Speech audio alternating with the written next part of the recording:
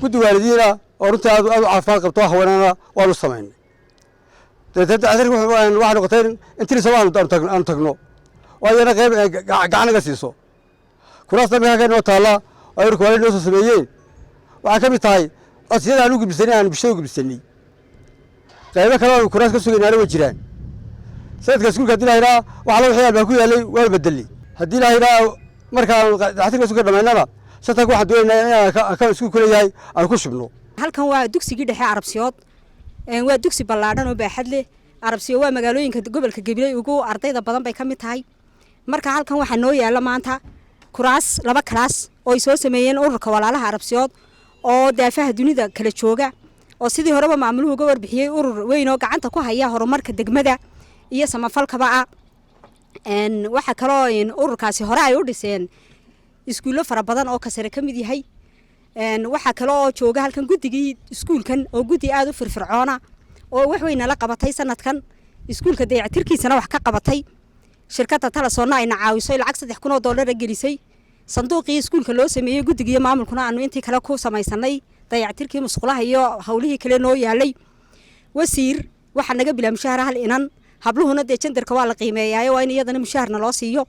waxa kale oo u baahanahay 5 kalaas kuraastood kuraasidii iskuulka waa halka ay wada daadsan yihiin sidii loo dhisay iskuulka dabadeed kursi lama keenin iskuulada degmada oo dhanina badankoodu waa sida aad iyo aad baan ku soo dhaweynaynaa wasiir firfircoon baa tahay waxaanu sugaynaa wax baahiyaha ay soo qoreen qoladaadu tiimka wasaaradda waxbarashadu inaad wax weyn nagala qaban doonto anagoo gudida waalidiinta dugsiga dhexe oo afkoodii dhan aan ku wada hadlayo baahiyahayagii waa la gaarsiiyay dugsiga sare iyo dugsi dhexaba waxaananu ka codsanaynaa inuu wasiirku aanu codsiga iyo waraaqda qaadin aanu nagu ilaawin oo si qurux badan uu nooga soo jawaabo dhammaan waxaanu ka bilownay 5,000 shilin beed maantana quruxdiisa wadiga saawarkaya marka wasiir aad baad u mahadsantahay maantood timiday maxaan ku raadayay gobolka Gabiley gaar ahaan degmada Arabsiyo gaar ahaan iskuulka dhexe aad baan ku salaameynaa baahideedii iyo waxaygu dhanba lagu sii wasiir haddaan nahay gudida waalidiinta dhexdaan isqabsanay anaga iyo maamulaha iskuulku dhexdaan u xiranay imikana baahida noogu weyn waa kuraas oo imika walaalaha Arabsiyo noo keeneen 2 fasal intii kalena dhiman tahay marka waxaan ku leenahay wasiir baahideeda ay loobin anaguna haddaan gudida waalidiinta wax qabadkeega halkaas aanu ka sii wadi mudana wasiir saaka aroortii dugsiga saraan soo maray wax badan baa loo soo qoray waxaan hortaada doonayaa inaan ka qiro agaasimaha waaxda dugsiyada asaasiga dugsiyada tooska waa Xuseen Cabdi Caawil weeye ayaa halkan yimid maalin dabadna iskuulkaas soo galay iskuulka wuxuu arkay inaan kuraas lahayn dayacan yihiin less than 1 month or 20 days ayuu wuxuu ku keenay 3 fasal kuraastood aad baan ugu mahadnaqaynaa iskuulkan haddaynu nimaadno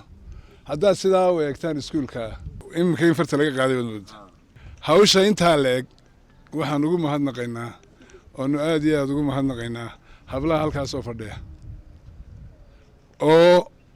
intay dhexda xidheen iskuulkaasi guddiyo ah oo ka shaqeeyey iyo ka tegi maayee shirkaddan Telesom oo inan ilaahay wanaajiyey ka yahay maareeye oo intuu u codsaday hay'adda sare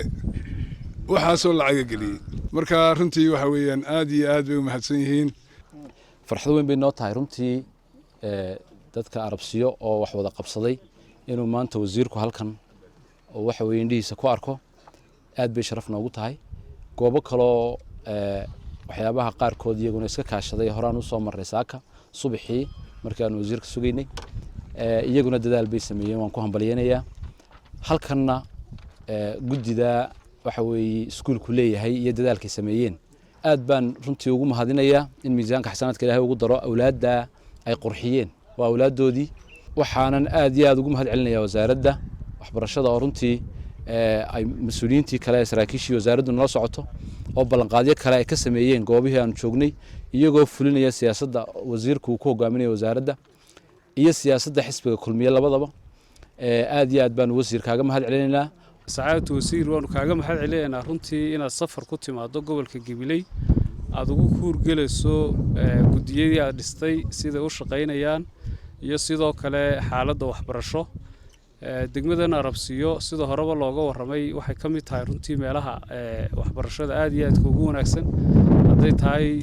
iskuullada hoose, hadday tahay kuwa dhexe iyo hadday tahay dugsiga saraba. Iskuulkan aynu hadda joognaana wuxuu ka mid yahay iskuullada dhexe runtii tirada ardayda iyo macallimiintuba runtii aad iyo aad ugu wanaagsan yihiin. Aad baan ugu mahad celinaynaa marka laga yimaado dawladda, shacabka iskood isku dara ee dadka baahidooda ka shaqeeya runtii door weyn bay leeyihiin. Ka dawlad hoose ahaan baahida degmada Arabsiyo xagga waxbarashada hadda gacanta waxaan ku haynoo dhammaystirmay fasal aanu ku kordhinay dugsiga Carro Guduudan oo gudoomiyaha degmada iyo ay noo soo gudbiyeen oo dhammaystirmay qalabayntiina runtii loo geyn doono. Hadda ka hor Carro Yaambo iskuulka isaguna hal fasal baan ku kordhinay macal kuraasidiisii. Marka hadba sidii suuragal insha Allah tacaala waynu u dadaalanaa. Kuraasida dawladda hoose degmada Gabiley baa bixin doonta insha Allah tacaala oo aanu halkan ka ballan qaadanaa. wasiirkana baahiyaha kale aan uga tagaynaa insha Allah wixii awoodiisa uu ka qaban doono. Ilaahay baa mahadle. Mar labaad maanta waxaan u mahadnaqaynaa wasiirka waxbarashada iyo sayniska iyo waftiga hogaaminayo oo maanta nagu soo booqday gobolka si uu ugu kuurgalo bal xaaladda waxbarasho iyo qorshihii wasaaradda ee meelaha u baahan in iskuulla laga dhisay ee gobolka. Waxaa kaloo runtii aad iyo aad ugu mahadnaqayaa dumarka Arabsiyo ama dibad ha joogaan ama Arabsiyo ha joogaane degmada Arabsiyo horumarkeedu lafdhabarta ku tiirsan yahay waa dumarka wey. Cid kasta oo dugsigan iyo meelaha kaleba gacan ka geysatay Telesom ka mid tahay runtii waan u mahadnaqayaa.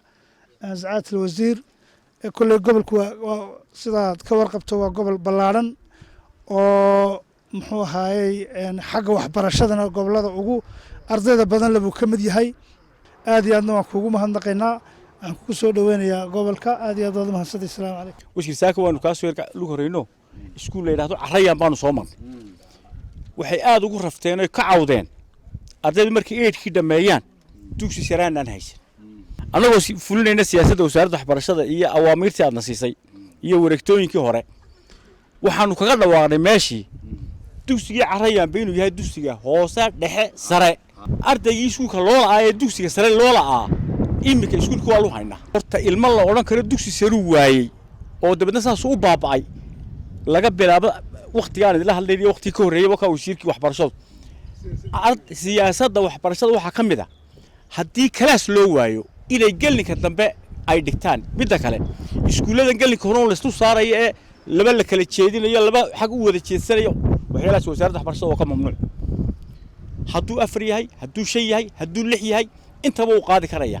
waa inay shaqeeyaan waxbarashadii gelinka dambe. Carro Yaambo hadda hore ugu taqaaneen dugsi hoose dhexe waa dugsi hoose dhexe sare. qofka aan binaadamka u mahadnaqo Ilaahayna u mahadnaqo. waxa kale inuu mahadnaqaynaa walaalaha Arabsiyo oo aan leeyahay degmooyinka kale ama meelaha kale degsiimooyinka kalena ha ku daydaan. iskuulka quruxda badan ee imika aynu dhex joogno 7 fasal waxa dhisay walaalaha Arabsiyo oo gudaha iyo dibadda jooga. dad badan oo dadkeena ururo ayaa sidaa uga qayb qaata. taasi dhiiri gelin bay u noqonaysaa meelaha aanay ka hirgelin inay dadku iskaashka wax ku wada qabsadaan. waxayna taasi muujinaysaa marka meel kale wax laga sugo waxa ka khayr badan oo ka waxtar badan markay dadku isku tashadaan. wasaaradda waxbarashada iyo dawladdiina waa idin diyaar wax idin qabanayso. maanta ujeedada ugu weyn ee safarka iyagu daarana waxay ahayd guddiyeenu dhisnay. degmo walba waxa loo dhisay guddi sharci baa loo sameeyay way isdoorteen. guddigii degmadana way shaqaynayaan. degmooyinka qaar baa markiiba hana qaado kuwii kale ka dheereeyay. ujeedooyinka loo sameeyayna waxay degmo waliba isku tashado loo yidhi markii degmooyinka ay dadku caqliga iyo xoolaha waxayaan isku daraan qaar baa kuwa kale ka dheerayn doona. marka qoladii baan doonaa inaanu shirino qorshihii la sameeyno waxbarashada ee degmada Gabiley. marka waxaan uga bilownay ilaahay idinta ay wax haysataan maayar ku shaqaynaya qorshaha dadka oo dadka oo dhambi meelo badan waan ka idhay waxaan rajaynayaa inaan maayarada kale aanay arrintaa ay ugu waafaqsan yihiin. maayarka ugu wax qabadka badan ee aan arko anigoon wasiirna ahayn waxbarashadan aan ka shaqaynayn in kastoo waddanku ka shaqeynaya intaa haddana markaan tv-ga ka arko qorshayaasha siduu u wado waxaa u muuqanaysay dee sidii la doonayay inuu maayarku u shaqeeyo markaa waxaan nidhi de maayarka iyo dowladda hoose sidii ay ahayd inay u shaqeynayaan u shaqeeya meeshoodaynu ka bilaabaynaa waxaanu haynaa xogtooda liiska 71 meelood oo degmada Gabiile hoos yimaada oo aan iskuul lahayn oo dhaqato beeralaya amba beeralaya marka kuwa maantaynu dhexdooda iskuul uga dhisnaynu dabeetana school transportation system u sameynana imaka arabsiyeenu joognaa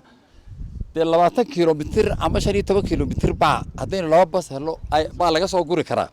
oo gelinka dambana la rawixin karaa labada kaynoo jaban keebaa suuragala de meelaha jira aanay bas iyo gaadhi midna mari karayn maxaynu sameynaa haddaba tablet baynu sameynaa kaana imikaanu tijaabinaa 4 kun oo midh baan soo iibinaa imika tablet telefoonka wax yar ka weyn oo cadceedda ku shaqeeya aan internet u baahnayn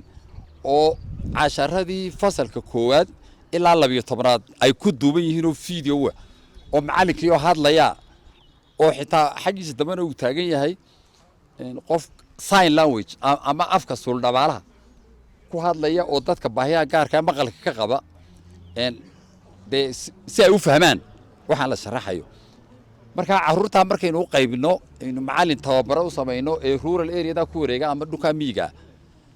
waynu isbarbar dhiganaa hadhow keeba waxa kale oo qorshaha ku jira fasalo temporary structure oo la isku xidho